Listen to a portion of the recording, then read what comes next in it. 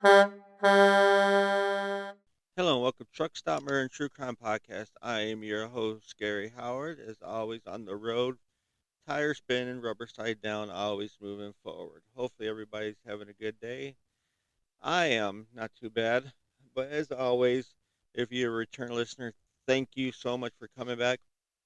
If you're a new listener, I am a truck driver. I traveled to 48 continental states, of course not Hawaii and Alaska, and during this time I have to take breaks at truck stops, kind of like my little small town.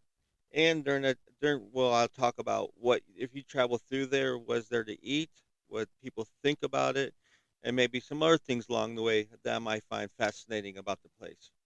So, where does and always please rate and review anywhere you if you do like, help spread it, help spread this podcast. I'm going on 4 years now. It's been a long time. I'm still hoping one day to go full time with this thing, but as right now, I still got to work, which is fine. I'm doing my own thing now, buying my own truck. So, and I'll stop babbling, Desra. So I know she says I babble too much once I see BS, and I never get off of it. But yeah, let's talk about where I'm at now. I am in Kentucky. I am in Georgetown, Kentucky, and that's the pilot number 353. It's on exit I. It's Interstate 75, exit 129. It's right south of Cincinnati, not too far, about an hour south of Cincinnati. And it is definitely a weird parking. The parking lot itself, it sucks. The way they have these markers, how they got set up where there's two trucks could park in it, but they're really small, so it really makes it difficult to park in there. Then they have like a concrete barrier, so you have to blindside park a lot. And also, they do have a lot of parking, but the problem is 75% of it's all prime parking. You have to pay for it. I guess there's somebody here talked to TA and Petro and got an idea. Let's make some money off these truck drivers if they're going to park. But yep, there you go. Right now, diesel is three on the list price as of 4 hours ago was 365. If you care to know, it's $15 to park here tonight. It says 175 spots, so I bet you 100 of them are paid. It says 35, but that's bullshit. On Trucker's Path, where I get all this information from, $15 a night.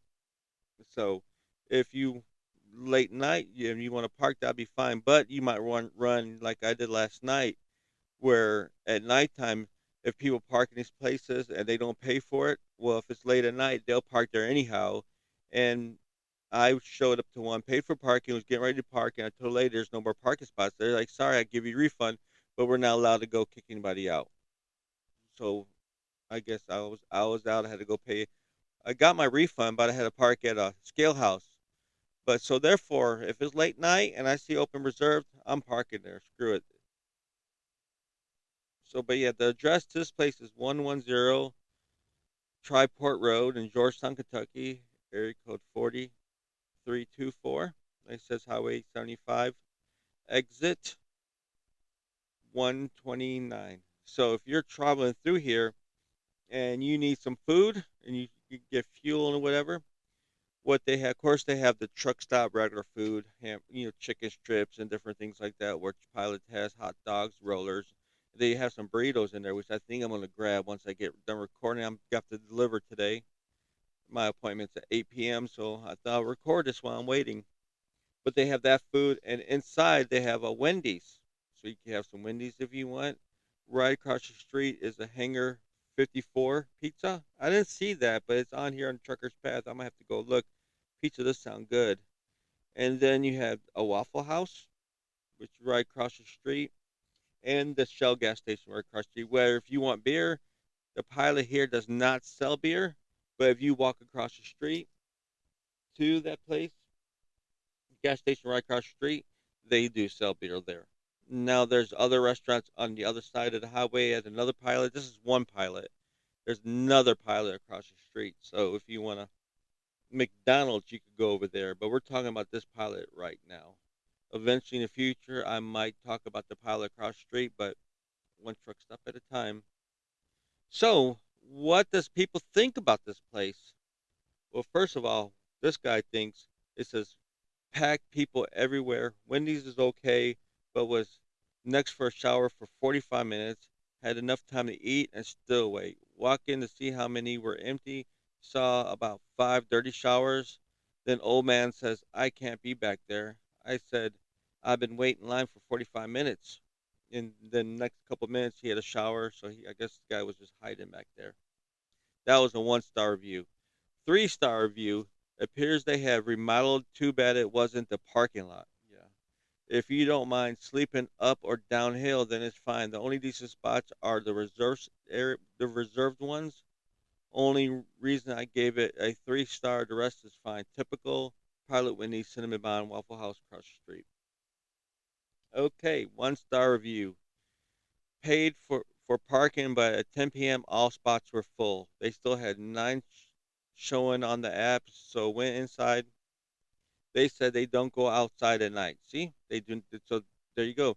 They don't go outside at night. Plus side is only plus side is they refund my money. So guess 10 people got free parking for the night, on ramp parking for me tonight, which is some bullshit because if you that's the whole reason for reserve parking. Because what parking? What am I saying?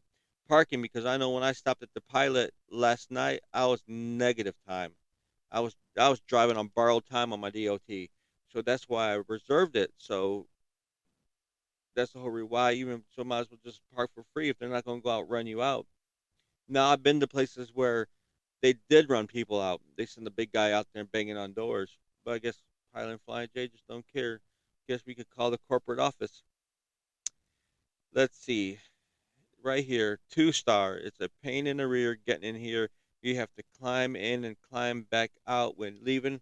Gotta park uphill or downhill and don't think I'll come back, which I'm trying to figure that out because this parking lot seems pretty flat to me. I guess I might be missing something.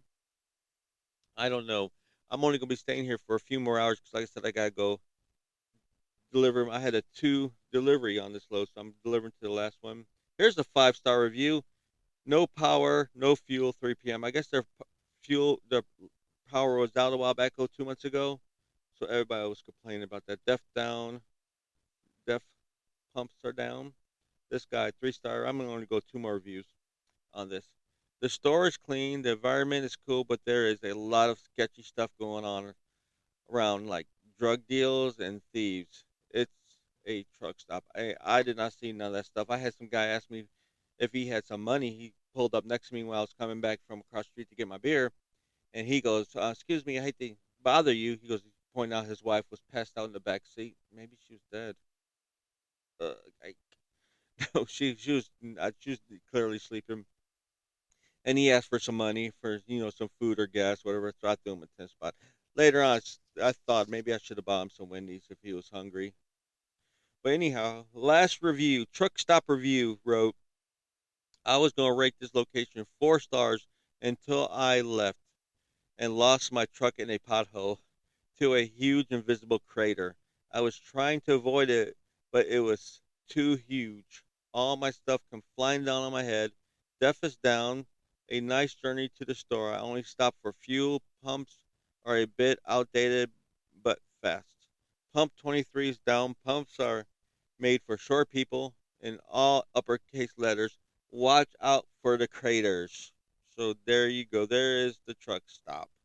And while you're driving through, you could check out Heaven Hill Bourbon Experience. Being Kentucky, of course, gets the good water or something. I don't know, a lot of bourbons and distilleries I found here.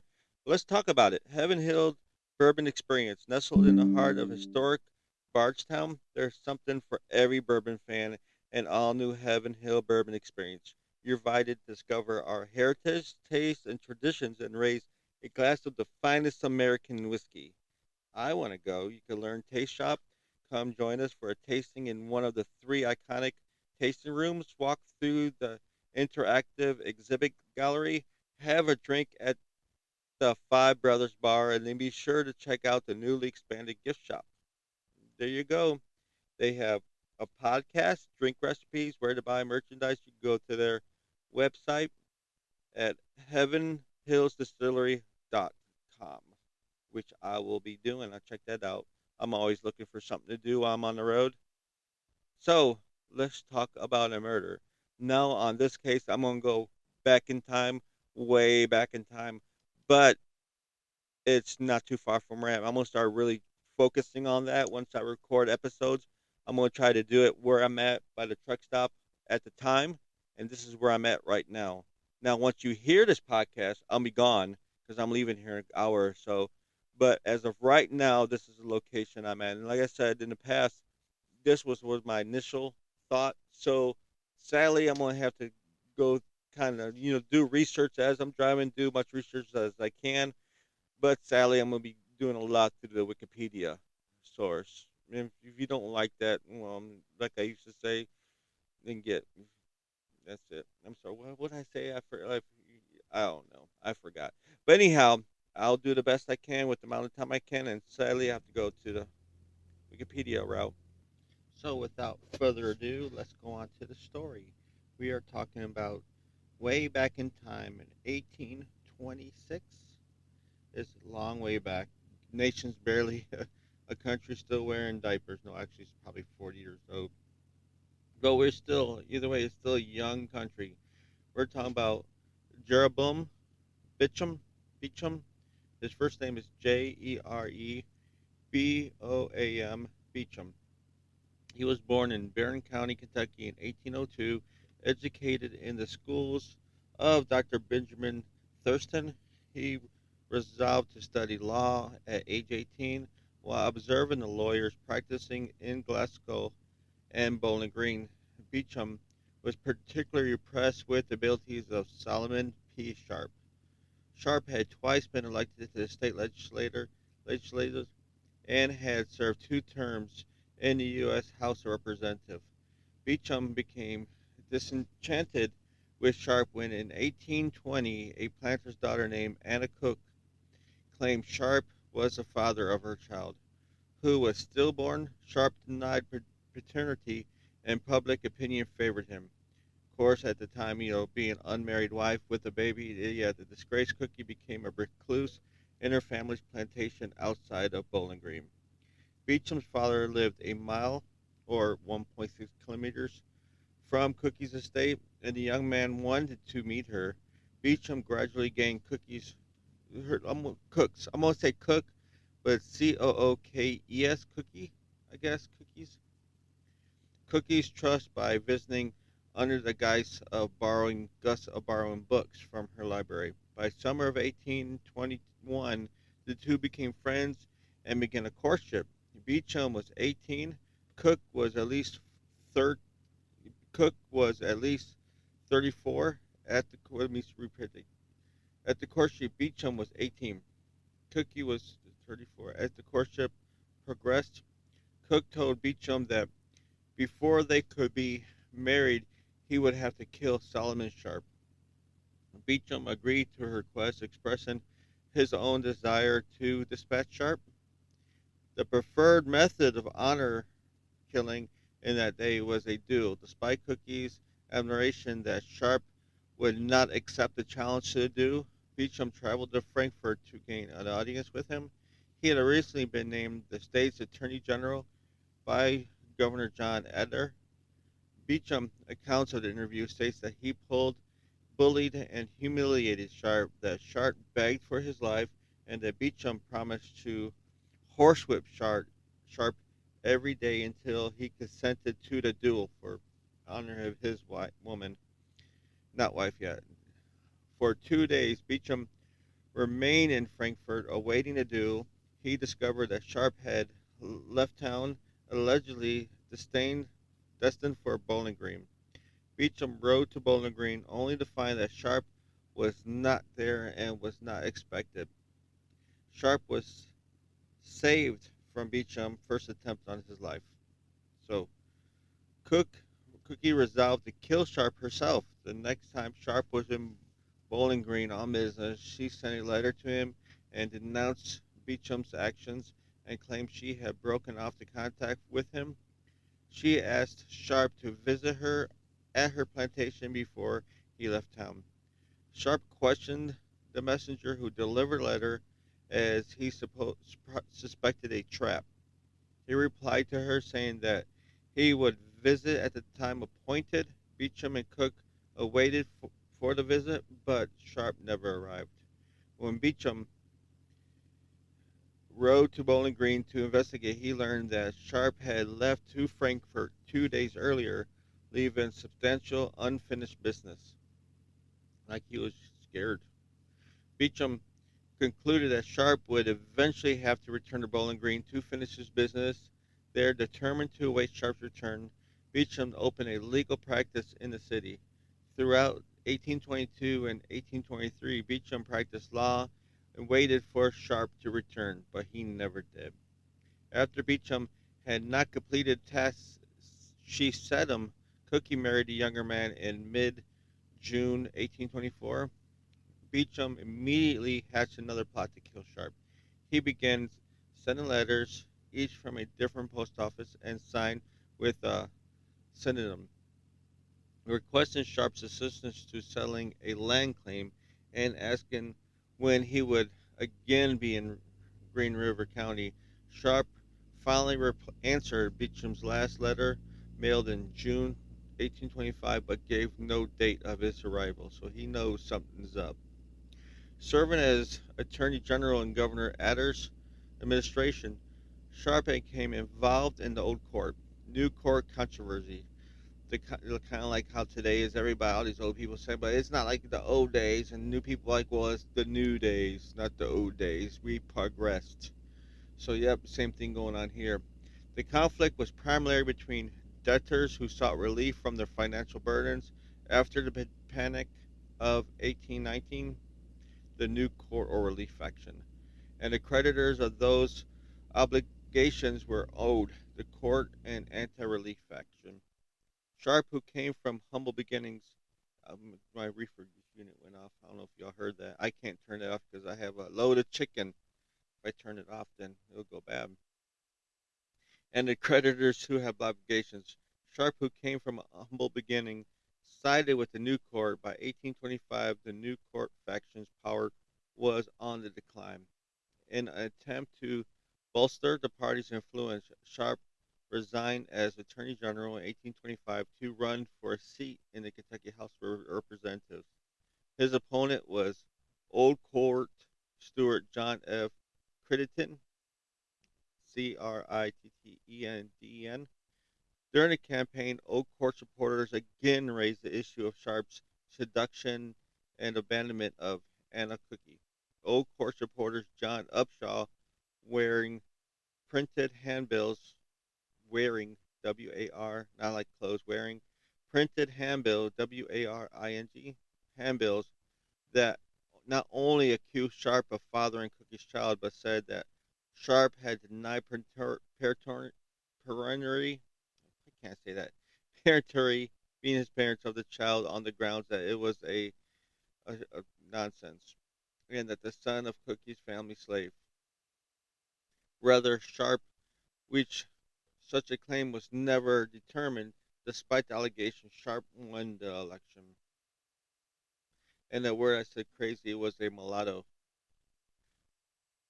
Words of Sharp alleged claims soon reached Mr. Beecham, reviving to kill him again. Beecham abandoned the idea of killing Sharp honorably in a duel. Instead, he decided to murder him and cast suspicion on the political enemies. To add the intrigue, Beauchamp plotted to commit the murders on the eve of the General Assembly opening season. Beauchamp rode to Frankfurt on business, arriving in the city on November 6th. Unable to find lodging at the local inns, he rented a room in the private residence of Joel Scott, warden of the state penitentiary. Sometime after midnight, Scott heard a commotion from Beauchamp's room. Where he investigated, he found the door latch open and the room unoccupied. Beauchamp, clad in disguise, buried a set of his clothes near the Kentucky River, then proceeded to Sharp's house. Sharp was not at home, but Beauchamp soon found him at a local hotel. He returned to Sharp's house, concealed himself nearby, and waited for Sharp's return. He observed Sharp re-enter the house about midnight. Beauchamp approached the house at approximately 2 o'clock in the morning on November 7th, 1825. In the confusion, he described, this is what I think I said 1826 beginning. For some reason, I thought it was 1825. This is what he said in the confessions he made later on. He said, I put on my mask, drew my dagger, and I proceeded to that door. I knocked 3 times loud and quick. Colonel Sharp said, Who's there? Covington, I replied. Quickly, Sharp's foot was heard upon the door. I saw under the door as he approached without a light. I drew my mask over my face, and immediately Colonel Sharp opened the door. I advised, I advanced in the room, and with my left hand I grasped his right wrist. The violence of the grasp made him spring back in trying to disengage his wrist. He said, What coveting is this? I replied, John A. Coveting. I don't know you, said Colonel Sharp. I know John W. Coveting. Mrs. Sharp appeared at the partition door, and disappeared. Seeing her disappear, I said in a perceived tone of voice, Come to the light, Colonel, and you will know me. Come to the light, Colonel, and you will know me. And pulling him by the arm, he came readily to the door, and still holding his wrist with my left hand, I stripped my handkerchief from over my forehead, looked Sharp in the face. He knew me the more readily, I imagined, by my long, bush curly suit of hair. He sprang back and exclaimed in a tone of horror and despair, Great God, is it him?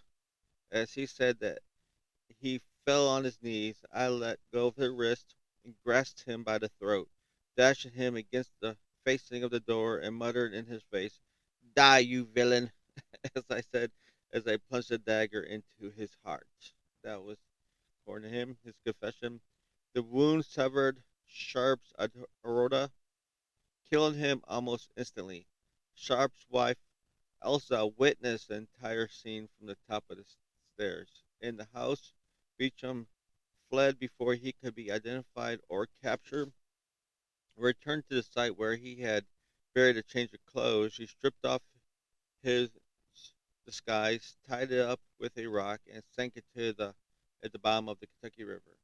In his regular clothes, he returned to his room at Scott's house, where he remained until the following morning. So, after learning of the murder, the Kentucky General Assembly authorized the governor to offer a reward of 3,000. Keep in mind, that's a lot of money back then. 3,000 for the arrest and conviction of Sharp's killer.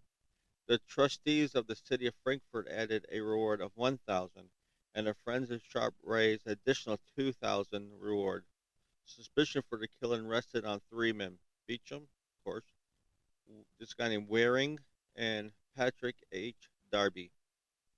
During Sharp's 1824 campaign for a seat in the Kentucky House of Representatives, Darby had remarked that should Sharp be elected, he would never take the seat and would be as good as a dead man.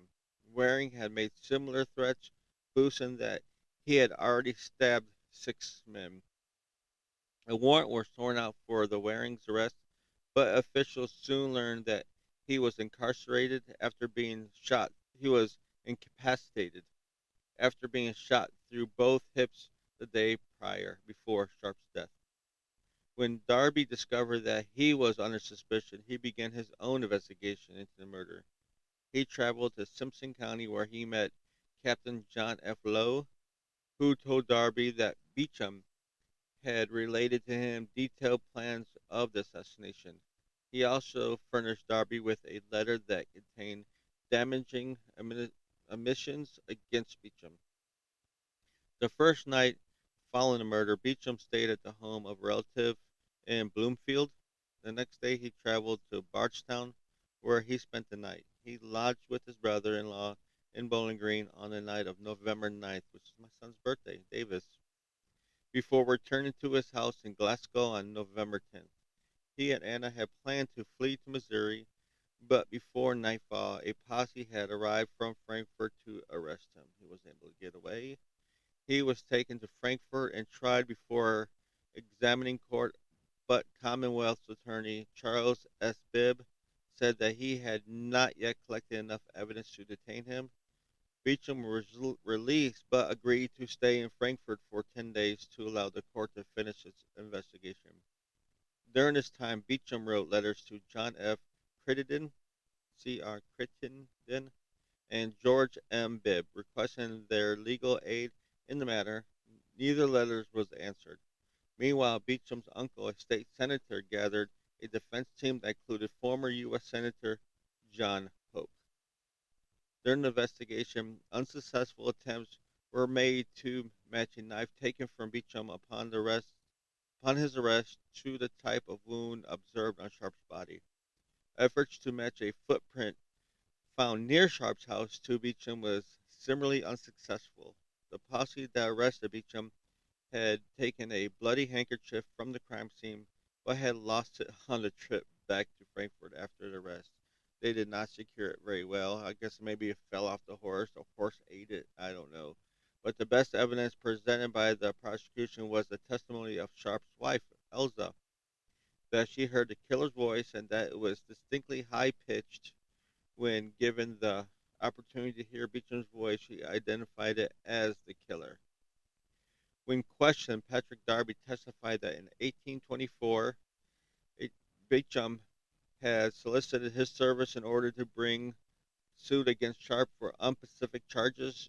During the ensuing conversations, Beauchamp had related the story of Sharp's abandonment of Anna Cook and her child, swearing that he would kill him one day, even if he had to come to Frankfurt and shoot him down in the streets. The combined testimony of Elza Sharp and Patrick Darby was sufficient to persuade the city magistrates to hold Beauchamp for a trial during the circuit court next term, which began on March 26th. Well, there's where March 1826 came in fact. He was convicted in 1826, but the crime happened in 1825. So Beauchamp was indicted, and his trial began May 8th, 1826. Beauchamp pled not guilty, but never testified during his trial. Captain Lowe was called to repeat the story he had originally related to Patrick Darby regarding Beauchamp's threats to kill Sharp. He further testified that Beauchamp returned home following the murder, waving a red flag declaring that he had gained the victory. He also turned over to the court a letter from Beauchamp regarding the murder.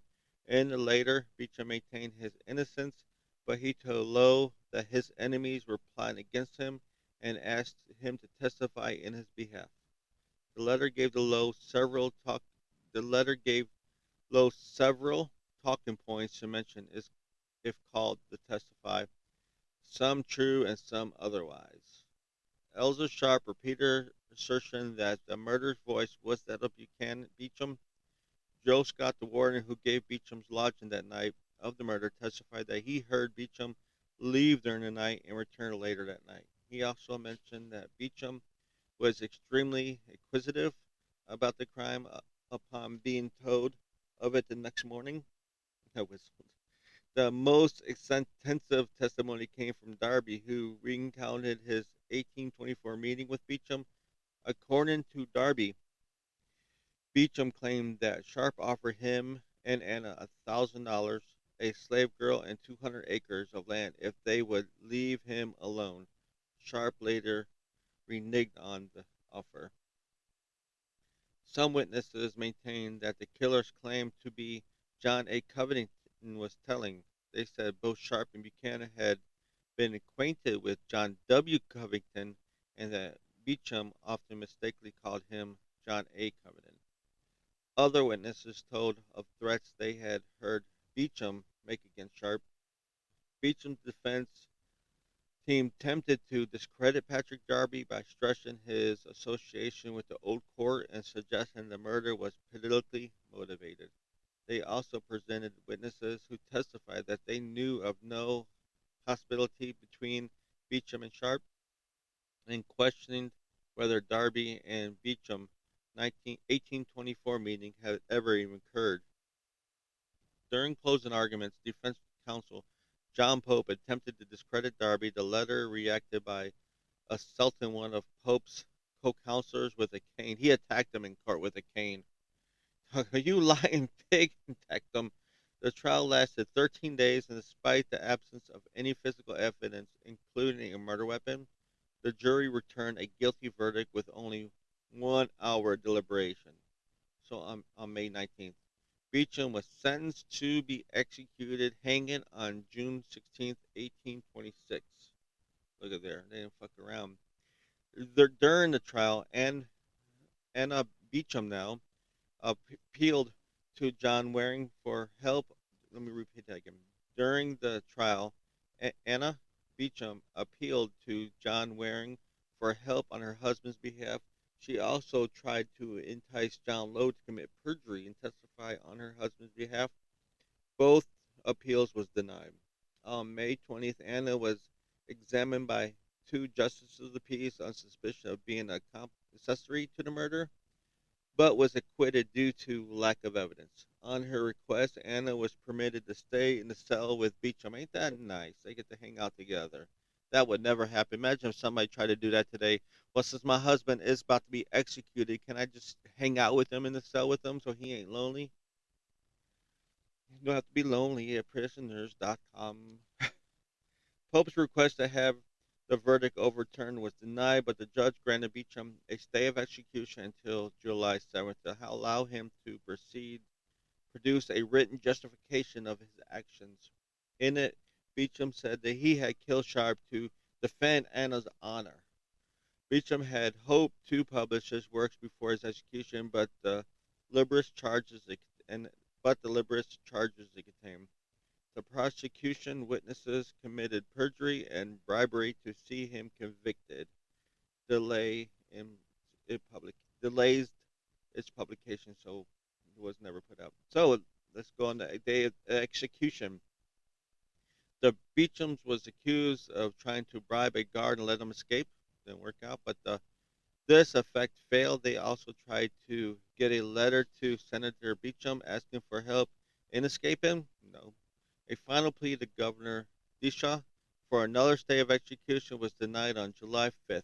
Later that day, the couple attempted double suicide by taking a dose of laudanum, but both survived. Okay. At that point, I would tuck her out of there, but they left her in there. So on July 7th, the morning Beecham scheduled execution, Anna requested that the guard allow her privacy while she dressed. Anna tried another overdose of laudanum, but was unable to keep it down. She had smuggled a knife in the cell, and the couple attempted another double suicide by stabbing themselves with it. This is where I think it got kind of crazy. When they were discovered, Anna was taken. When they were discovered, they were taken to the jailer's home and tended by doctors. Weakened by his own wounds, Beauchamp was loaded on a cart and taken to the gallows right away. No, no, you can't kill your. He was about to die anyhow, but they wanted to make sure that they killed him, not by his own hands, and hanged before he bled to death. Yes, listen to this. Weakened by his own wounds, Beauchamp was loaded on a cart and taken to the gallows, hanging before he bled to death. He insisted on seeing his wife before being executed, but doctors told him that she was not severely injured and would recover. Beauchamp protested that not being allowed to see his wife was cruel, and the guards consented to take him to her. Upon arriving, he was angered to see that the doctors had lied to him, so they brought him to her first. Anna was so weak even to speak to him. He remained with her until he could no longer feel her pulse. He kissed her lifeless lips and declared, "For you I love, for I die." On the way to the gallows, Beauchamp asked to see Patrick Darby, who was among the assembled spectators. Beauchamp smiled and offered his hand, but Darby declined the gesture. Beauchamp publicly denied that Darby had any involvement with the murder, but accused Darby of having lied about the 1824 meeting. Darby denied the accusations of perjury and tried to engage Beauchamp to discuss about it, hoping that he would retract the charge, but the prisoner ordered to the cart driven to continue to the gallows. So at the gallows, Beauchamp assured the assembly clergy that he had a salvation experience on July 6th. He had found the Lord Jesus Christ. Too weak to stand, he was held upright by two men while the noose was tied around his neck. At Beauchamp's request, the 22nd Regiment music played. 22nd Regiment music played Bonaparte's retreat from Moscow while 5,000 spectators watched his execution. It was the first legal hanging in Kentucky history. Beauchamp's father requested the bodies of his son and daughter-in-law to be for the burial. The two bodies were placed in an embrace in a single coffin as they were requested. They were buried in Maple Grove Cemetery in Bloomfield, Kentucky. The couple's tombstone engaged with a poem written by Anne Beauchamp, which I'll have all that on my show notes. Not my show notes, but social media. So let's see where they're buried at. All right, they are both, of course, like I said, they're in the same coffin, and they're both buried together in Old Bloomfield Cemetery in Bloomfield, Kentucky, USA. Jobiam Orville Beauchamp was born September 6, 1802, and he died July 7th, 1826. He was age 23. And of course, he was born. Don't say where he was born. Find the grave just says the date and year and whatnot. I'll put some of the pictures on my social media page now. And Cookie Beauchamp, she was 40 when she passed away. She was born February 7th, 1786, in Fairfax, Kentucky, Fairfax County, in Virginia. She, of course, July 7th, 1826, at age 40, so she was quite older than him, old Bloomfield. Her memorial ID is 7431776. They're in Section 2, Row 11. And Mr. Mr. is 7456387. So there you go. There is the murder of Sharp, Beauchamp Sharp murder. And if you like that, please rate and review anywhere that you listen to your podcast or anything, iTunes, everything, rate and review. It does help. And sorry about I recorded this in two different locations. So if there's like between the truck stop and the murder, if it sounds a little different, this is why. And always, thank you for listening. And you can find my Facebook page, Truck Stop Murder and True Crime. You could join my private Facebook group. I'm on Twitter at Truck Murder, Instagram at Truck Stop Murder and True Crime. Also, if you want to try my YouTube channel, I have a YouTube channel as well. I'm trying to grow up to 1,000 subscribers so I can go live. And I know this episode's kind of babbling and mush mouthing. I will try to get better. It's been during my pauses, I've noticed I get like I don't know what I'm doing. But there you go. There's the story. And like I always say, you can't fix stupid, but you can sure numb it with a 2x4. I'm out of here.